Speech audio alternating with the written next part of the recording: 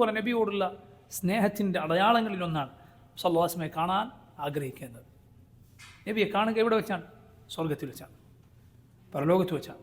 റസൂലുള്ളാഹി സ്വല്ലല്ലാഹു അലൈഹി വസല്ലം പറഞ്ഞത് കാണാം, മിൻ അശദ്ദി ഉമ്മതി ലി ഹുബ്ബൻ, മിൻ അശദ്ദി ഉമ്മതി ലി ഹുബ്ബൻ, എന്നോട് ശക്തമായ സ്നേഹമുള്ള ആളുകളാണ് നാസുൻ യകൂനൂന ബഅദി, എനിക്ക് ശേഷം വരുന്ന ചില ആളുകൾ.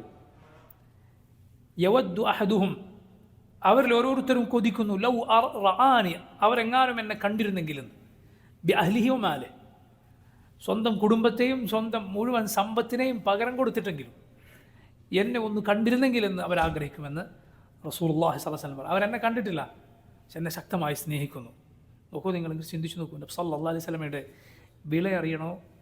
നിൻ്റെ കുടുംബവും സമ്പത്തും നബിയുടെ ഒരു കാഴ്ച, നബി സല്ലല്ലാഹു അലൈഹി വസല്ലമയുടെ ഒരു നോക്ക് കാണാൻ പകരം കൊടുത്താൽ അതുപോലും അധികമാവുകയില്ല. അതാണ് റസൂലുള്ളാഹി സ്വല്ലല്ലാഹു അലൈഹി വസല്ലമയുടെ മഹത്വം എന്ന് പറയുന്നത്.